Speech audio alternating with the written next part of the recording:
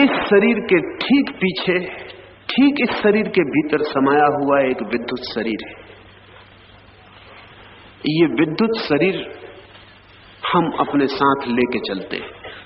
पिछले जन्म में जब आप समाप्त हुए तो आपकी भौतिक देह गिर गई, लेकिन आपका विद्युत शरीर, सूक्ष्म शरीर, एस्ट्रल बॉडी या जो भी नाम आप देना चाहें, वो आपका मुक्त हुआ। नए गर्भ में वही सूक्ष्म शरीर प्रविष्ट होता है।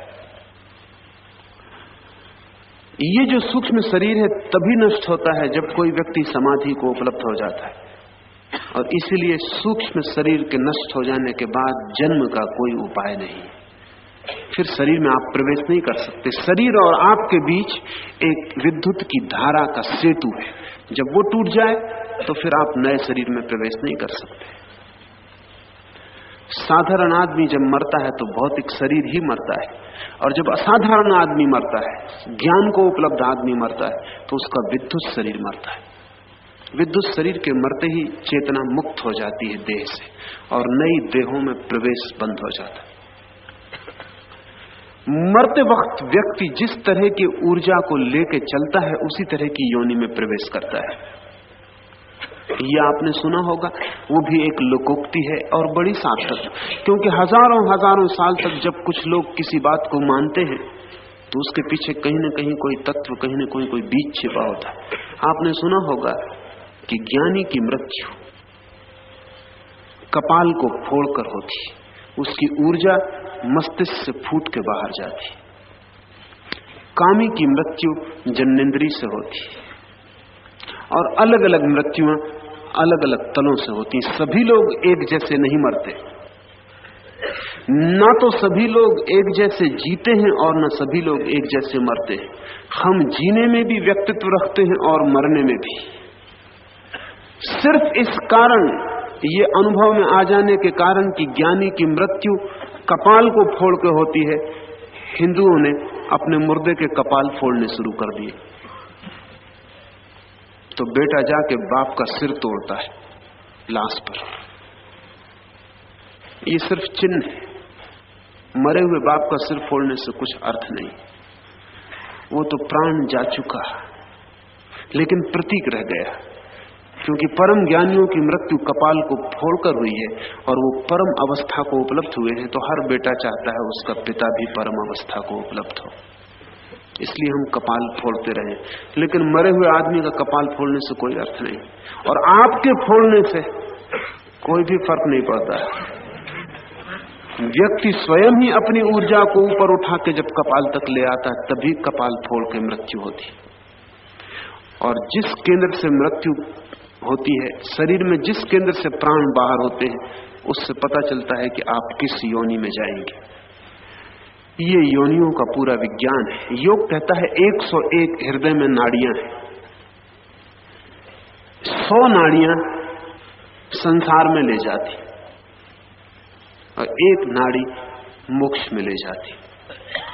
वे जो 100 नाड़ियां हैं, 100 रास्ते हैं, और उन 100 नाड़ियों पर विभिन्न नाड़ियों पर विभिन्न योनियों की यात्रा हो जाती। कौन व्यक्ति किस नाड़ी के द्वार से जीवन के बाहर जा रहा है, इस शरीर के बाहर जा रहा है, उससे ही तय हो जाता है कि वो किस योनि में प्रवेश करेगा। सिर्फ एक अयोनि नाड़ी है जिससे फिर संसार में कोई प्रवेश नहीं होता, जीवन ऊर्ध्व गमन को उपलब्ध हो जाता है। उस एक नाड़ी का नाम सुषुम्ना है। और कैसे ऊर्जा जीवन की उस नाड़ी में प्रवेश करे, यही पूरे योग का सार है। कैसे जीवन ऊर्जा ऊपर उठे और उस एक नाड़ी में प्रविष्ट कर जाए जहां से संसार से संबंध छूट जाता है। साधारणतः हमारी ऊर्जा काम केंद्र पर इकट्ठी है, सेक्स सेंटर पर इकट्ठी है। प्रकृति को वही जरूरत है। प्रकृति को आपकी बहुत चिंता नहीं है, आपकी सतत धारा न टूट जाए इसकी ज्यादा चिंता है। आप मिटे या बने ये बड़ा सवाल नहीं है, लेकिन आपका बच्चा, बच्चों के बच्चे होते रहे। प्रकृति संतति में उत्सुक है, व्यक्तियों में नहीं। धारा चलती रहे, इसलिए काम का इतना प्रभाव है कि आप लाख उपाय करते हैं तो भी काम वासना पकड़ लेती, क्योंकि प्रकृति इतना बल देती है उस केंद्र पर कि आप बिल्कुल अवश्य हो जाते हैं। काम आपको पकड़ लेता है, वासना आपको घेर लेती है। आपकी सारी ऊर्जा काम केंद्र पर इकट्ठी है और उस ऊर्जा का एक ही बहाव है, वो है काम वासना में। यही ऊर्जा ऊपर की तरफ लानी है, इसे ही ऊपर उठाना है। ये दो छोर है, मस्तिष्क जिसे हम सहस्त्रार कहते हैं और काम केंद्र जिसे हम मूलाधार कहते हैं। ये दो छोर है।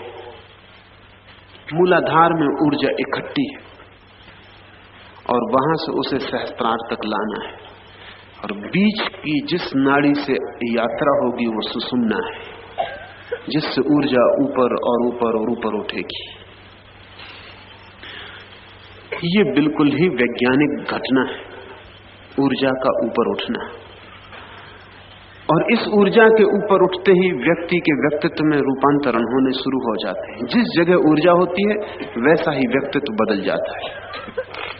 इसे हम ऐसा समझें, एक छोटा बच्चा है, अभी उसे काम वासना का कुछ भी पता नहीं है। काम वासना उसमें छिपी है, लेकिन अभी काम का केंद्र सक्रिय नहीं हुआ। जैसे ही वो प्रौढ़ होगा काम की दृष्टि से, काम का केंद्र सक्रिय होगा तो उसका सारा मन, सारा व्यक्तित्व, सारा आचरण काम वासना से भर जाएगा।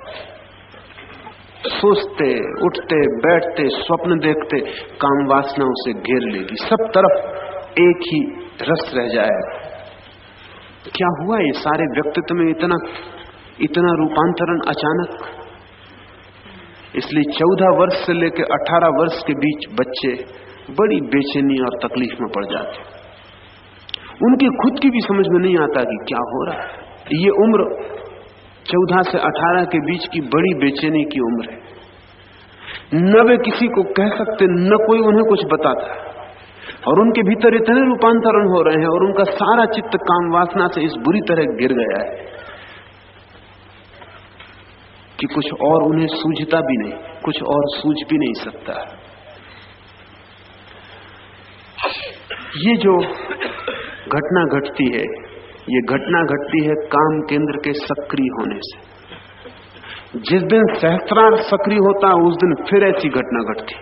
उस दिन व्यक्ति इसी तरह परमात्मा से भर जाता है जिससे काम केंद्र के सक्रिय होने पर कामना से, वासना से गिर जाता है। और जिस दिन सहस्त्रार पर प्रकट होती है ऊर्जा, उस दिन सब तरफ सिवाय परमात्मा के कुछ भी दिखाई नहीं पड़ता। काम केंद्र पर प्रकृति पकड़ लेती है, सहस्त्रार पर परमात्मा पकड़ लेता है। कैसे ये ऊर्जा ऊपर की तरफ जाए, यही सवाल है। पहली तो बात कि जब भी मन में काम वासना उठे तब आप आंख बंद करके सारे काम यंत्र को ऊपर की तरफ खींच लेना, जिससे ऊर्जा नीचे जा रही है। सारे काम यंत्र को आप ऊपर की तरफ सिकोड़ लेना, कॉन्ट्रैक्ट कर लेना, और सिर्फ एक ही धारणा भीतर करना कि ये ऊर्जा जो काम केंद्र को प्रभावित कर रही, ऊपर की तरफ बह रही, उठ रही है। थोड़े ही दिन प्रयोग करके आप चकित हो जाएंगे कि जब भी काम वासना उठे तभी अगर आप काम यंत्र को पूरा का पूरा ऊपर की तरफ खींच लें, भीतर सिकोड़ लें, तत्क्षण काम केंद्र रिक्त हो जाएगा ऊर्जा से, और आप पाएंगे कि आपकी रीढ़ में कोई गर्म तत्व ऊपर की तरफ उठ रहा है। ये स्पष्ट अनुभव होगा कि कोई गर्मी ऊपर की तरफ बह रही है। कभी कभी तो गर्मी इतनी साफ होती है कि दूसरा व्यक्ति भी आपकी रीढ़ छुए तो कह सकता है कि कुछ आग ऊपर की तरफ जा रही है। शीर्षासन का यही उपयोग है कि जब काम वासना उठे तो आप जोर से सारे यंत्र को ऊपर की तरफ सिकोड़ के अगर सिर के बल खड़े हो जाएं तो काम ऊर्जा की यात्रा आसान हो जाएगी, क्योंकि कोई भी ऊर्जा नीचे की तरफ बहना सुगम पाती है, जैसा पानी नीचे की तरफ बहता है। अगर आप शीर्षासन में खड़े हो और काम ऊर्जा को ऊपर की तरफ खींच रहे हो, अर्थात शीर्षासन में खड़े होकर नीचे की तरफ खींच रहे हो, तो सिर की तरफ ऊर्जा बहने लगेगी। शीर्षासन सिर्फ व्यायाम नहीं है, शीर्षासन ब्रह्मचर्य का गहरा प्रयोग है। और अगर आप काम ऊर्जा के साथ उसे जोड़ सकें तो आप थोड़े ही दिन में पाएंगे कि आपकी मस्तिष्क में कुछ नई घटना घट रही है, कोई प्रवाह आ गया है, जिससे कोई बाढ़ आ गई हो। भीतर एक एक रज्जु, एक एक स्नायु कप रहा है, कंपित हो रहा है। भीतर एक गुनगुनाहट मस्तिष्क में सुनाई पड़नी शुरू हो जाएगी, जैसे कोई सन्नाटा भीतर बज रहा हो, जैसे बहुत सी मधुमक्खियां भीतर शोर कर रही हो। ये शोर भीतर, ये झंझनाहट मस्तिष्क में बड़ी शुभ खबर है। ये इस बात की खबर है कि ऊर्जा मस्तिष्क में आ गई है, और इस ऊर्जा को मस्तिष्क तक लाना ही आपका काम है। सहस्त्रार तो अपने आप खिलना शुरू हो जाएगा। जैसे ही उस कली को शक्ति मिलनी शुरू हुई कि वो कली खिलनी शुरू हो जाए, उसके खिलते ही अमृत की वर्षा हो जाती, आनंद की वर्षा हो जाती। जो कभी नहीं जाना ऐसा रस, जो कभी नहीं जाना ऐसी मधुर अनुभूति, जो कभी नहीं जानी ऐसी अलौकिक प्रतीति होनी शुरू हो जाती। फिर आप रहते इसी जमीन में हैं, चलते इस जमीन पे नहीं, पैर यहीं पड़ते हैं, बस दूसरों को दिखाई पड़ते हैं।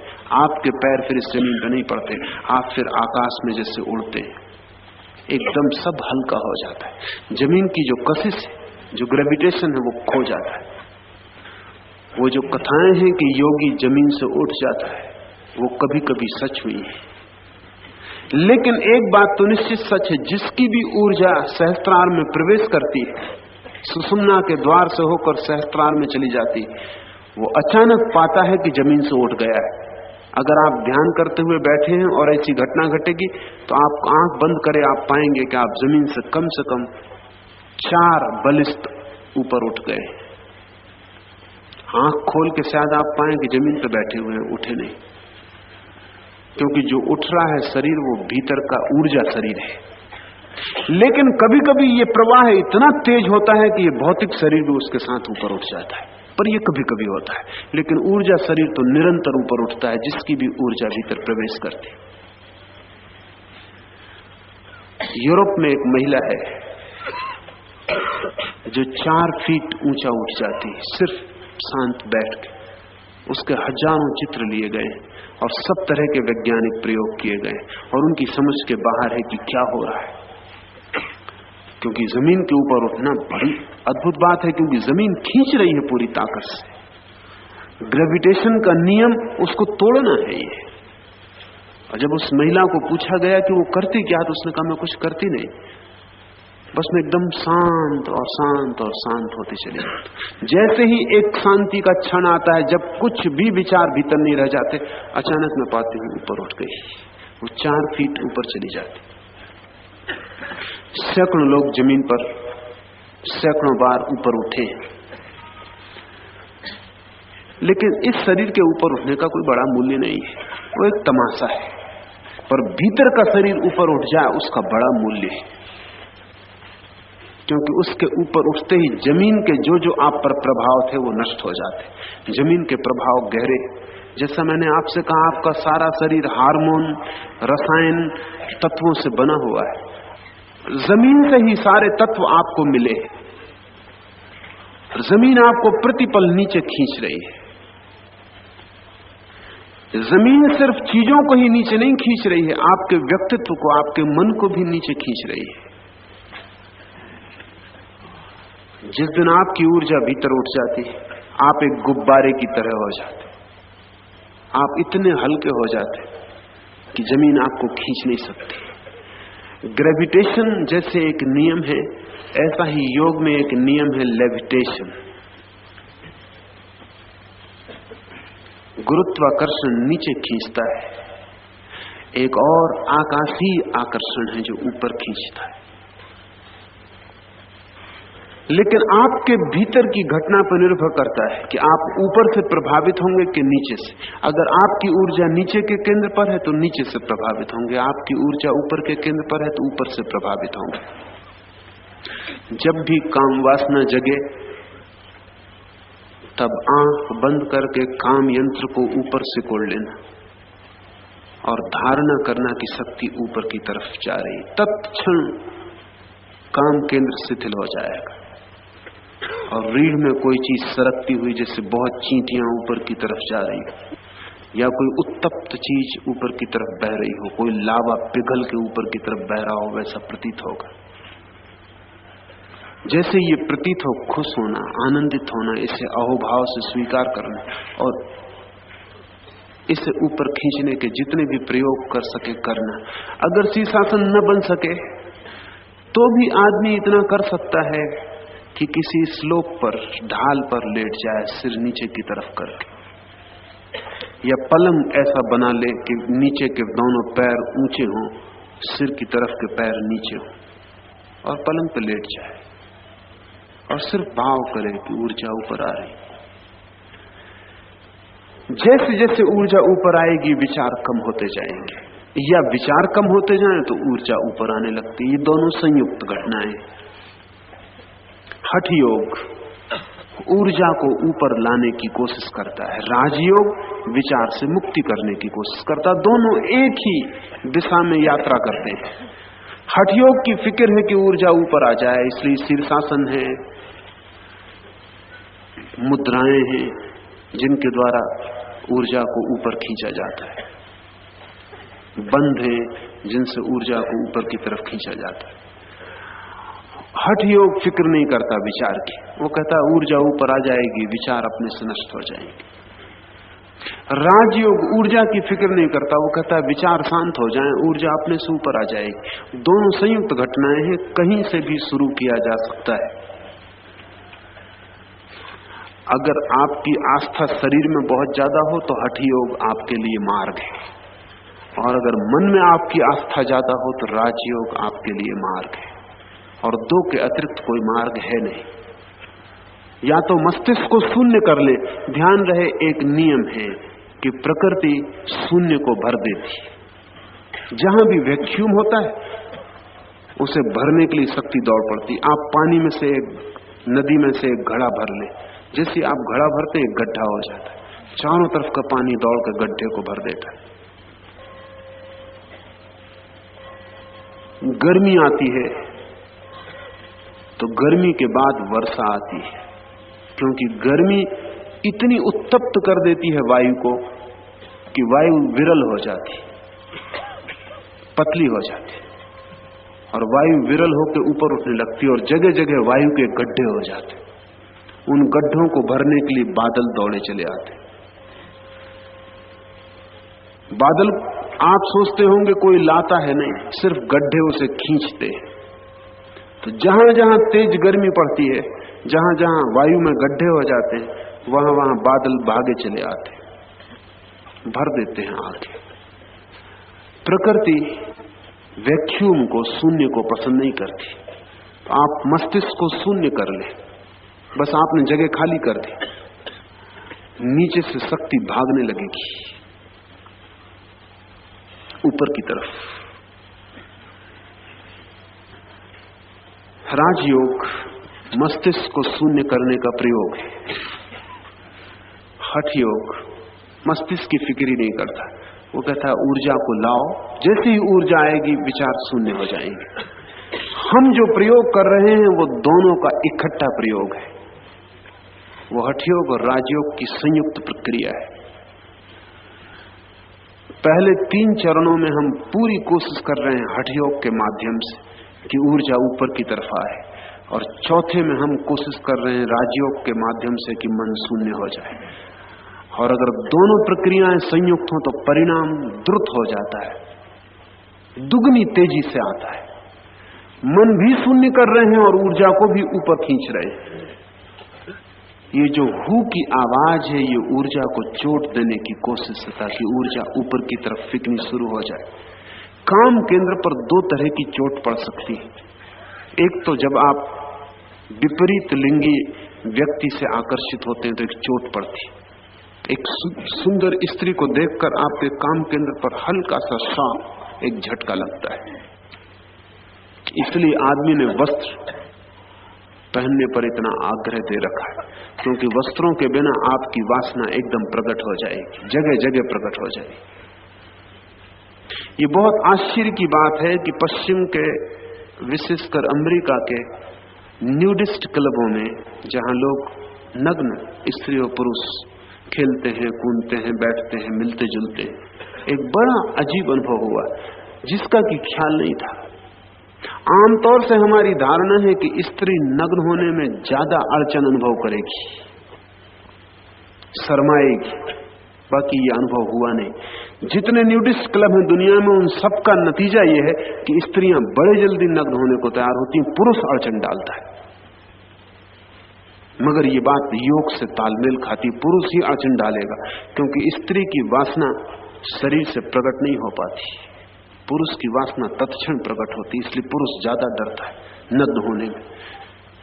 कपड़ों में वो ढका हुआ अपनी सज्जनता को संभाले हुए, शिष्टता को, साधुता को संभाले हुए चलता है, नहीं तो हर सुंदर स्त्री उसे प्रभावित करती है। और वो प्रभाव सिर्फ मन पर ही नहीं होता, तत्क्षण, क्योंकि काम केंद्र मन में जरा सा कंपन हुआ कि तत्काल प्रभावित हो जाता है।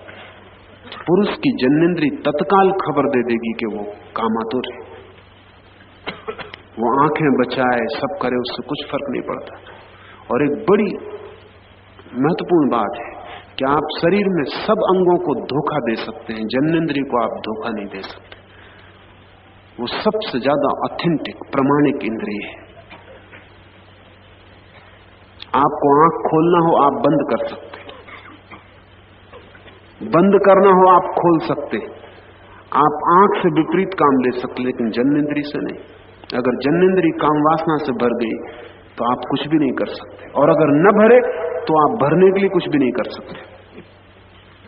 जननेंद्री स्वचालित है, उसमें इतनी ऊर्जा है कि वो अपनी गति खुद ही करती है। सारे नग्न क्लबों में यह अनुभव हुआ कि पुरुष डरता है नग्न होने से, संकोच करता है, भयभीत होता है। स्त्रियां जरा भी भयभीत नहीं होती, क्योंकि स्त्री का शरीर निगेटिव है, पैसिव है, नकारात्मक है, उसकी जननेंद्री छिपी हुई है, उसे छिपाने की इतनी कोई आवश्यकता नहीं है, उससे कुछ जाहिर नहीं होता कि उसके भीतर क्या घट रहा है। फिर चूंकि स्त्री का पूरा काम निष्क्रिय है, इसलिए जब तक उसे जगाया ना जाए वो जागा हुआ नहीं होता। पुरुष का काम आक्रामक है, वो जगा ही हुआ है, जरा सी चिंगारी की जरूरत है कि वो जाग जाए। कपड़े आदमी ने खोजे हैं काम वासना को छिपाने के लिए, ढांकने के लिए। जब भी आपको जरा सा भी ख्याल हो कि काम इंद्री सक्रिय हुई और वासना भर गई है, आप तत्क्षण आंख बंद कर लें, सारे यंत्र को सिकोड़ लें ऊपर की तरफ, और एक ही धारणा से भर जाएं कि ऊर्जा ऊपर की तरफ बह रही है। या हु की चोट करें। एक चोट पड़ती है बाहर विपरीत लिंगी व्यक्ति के द्वारा, वो बाहर की चोट है, उस चोट से ऊर्जा बाहर बहेगी। एक चोट ध्वनि के द्वारा भीतर पड़ती है, जिससे ऊर्जा भीतर टूटेगी और ऊपर की तरफ बहेगी। हु की चोट ठीक काम इंद्रिय पर जाके पड़ती है। आप चोट करके देखेंगे तो आपको तत्क्षण लगेगा। बहुत मित्र मुझे आके कहते हैं कि जब हम ये हु का प्रयोग करते हैं तो बहुत बार काम वासना जग जाती, स्वाभाविक है, क्योंकि चोट पड़ रही है। लेकिन आप काम वासना का फिक्र ही ना करें और विचार भी ना करें, जगती भी हो तो भी चिंता न करें, आप चोट करते चले जाएं। थोड़ी देर में आप पाएंगे कि काम यंत्र शिथिल हो गया और ऊर्जा ऊपर की तरफ बहनी शुरू हो गई। इसलिए तीसरे चरण में मैं हूं के महामंत्र के उपयोग के लिए कहता हूं, क्योंकि पहले चरण में श्वास की इतनी चोट कि पूरी ऊर्जा उत्तप्त हो जाए, जल उठे, गर्म हो जाए, पिघल जाए, जमी ना रहे। और दूसरे में सारी विक्षिप्तता बाहर फेंक देनी है। उस विक्षिप्तता में काम वासना भी फेंक जाती है।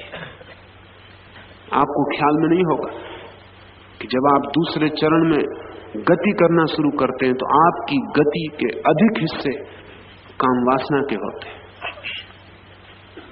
या जैसे आप संभोग कर रहे हो, आपका शरीर ऐसे डोलने लगता है, कपने लगता है। आपकी मुद्राएं काम वासना की होती हैं दूसरे चरण में, पर उचित है कि हो, ताकि काम वासना मन से फिक जाए। तो फिर तीसरे चरण में हु की चोट करनी है। जब काम वासना फिक गई और तरल हो गई अग्नि भीतर की, तो हु की चोट फौरन उसे ऊपर उठाना शुरू कर देगी।